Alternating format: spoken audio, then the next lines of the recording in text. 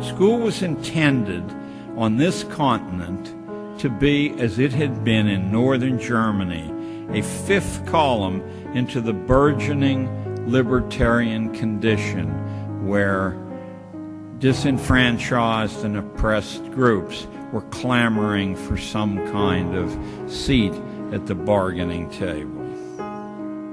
School was to be a surgical incision into which the class-based management theories of England were to be inserted to interdict the liberty traditions. England's multi-layered social class is simply a modern-day representation of Julius Caesar's advice that when you're overwhelmed by the enemy, you divide them and conquer them that way by setting them against each other. The method was to be by infiltration into the minds of children, out of sight of their parents. The well-read here won't be shocked. Theorists from Plato to Rousseau to Frederick of Prussia knew and taught explicitly that if children could be kept childish beyond its term in nature, if they could be cloistered in a society of children without any real responsibility except obedience, if their inner lives could be attenuated by removing the insights of history, literature, philosophy, economics, religion, if the imminence of death and the certainty of pain and loss can be removed from daily consciousness, if the profound reflections on one's own death could be replaced with the trivializing emotions of greed, envy, jealousy, and fear, young people would grow older, but they would never grow up, and a great enduring problem of supervision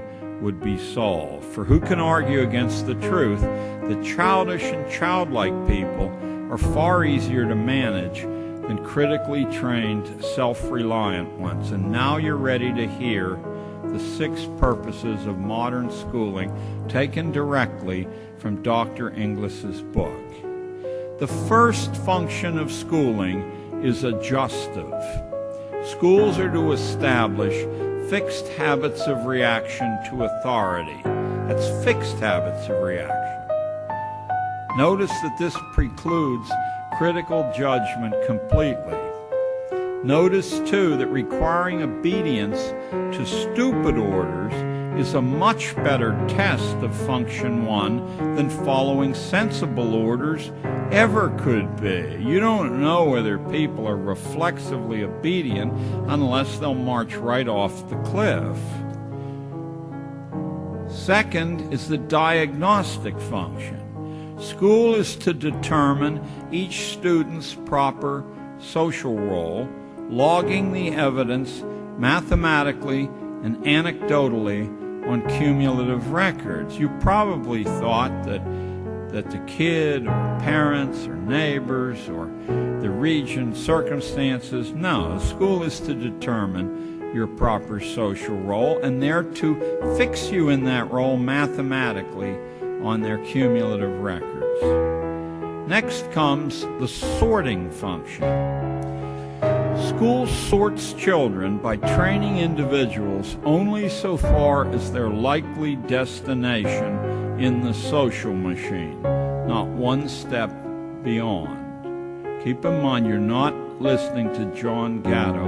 You're listening to the man for whom the honor lecture in education at Harvard is named. The fourth function is conformity. As much as possible, kids are to be made alike. Whatever the background they come from, they're to be made alike. This is not done from any passion for egalitarian ideals, but so that their future behavior will be mathematically predictable in service to market research and government research. Next comes the hygienic function. This one's my favorite. This has nothing to do with individual health, but it has a lot to do with the health of the race, at least as Inglis or Darwin or or his first cousin Galton saw it. Hygiene is a polite way of saying that school is expected to accelerate natural selection by tagging the unfit so clearly. That's what all those little humiliations from first grade on, that's what all the posted list of ranked grades are about, so clearly that the unfit will drop from the reproduction sweepstakes, either in despair or because their likely mates will have accepted the school's judgment of them as terminally inferior. And last comes a fancy Latin word, the propedeutic function. That's a fancy word meaning that a small fraction of lucky kids will quietly be taught how to take over management of this continuing project.